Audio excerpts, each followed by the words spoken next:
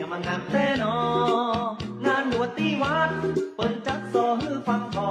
อายไปนั่งเสยจางซอตาและพอสาวน้อยสาวจี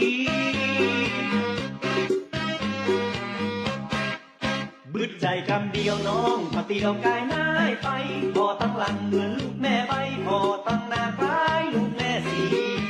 สลิดปิดปากชมอีนางเป็นลูกผู้ดี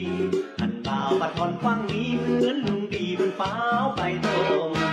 บ่าวอันห่วยเปิ้นกับห่วยทิพน้องเหมือนกันบ่าวน้องร้องจ้องตาเป็นมันบ่าวห้องเนื้อหันบอกลือบ่ลง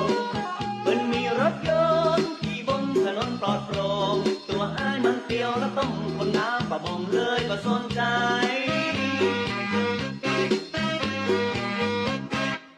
จางเตอน้องนาปันบ่าวผัดผ่อนรักเมาก็พอจากหน้ามีจริงแล้วน้อห่วมอยู่เฮือนหอพบกันจากใหม่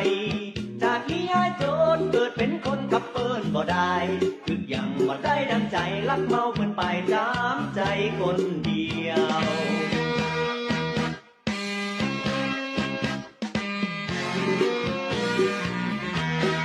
ต้นขี่บนถนนปลอดโปร่งตัวอ้ายมันเตียวแล้วต้องคนน้ำประมงเลยก็สนใจ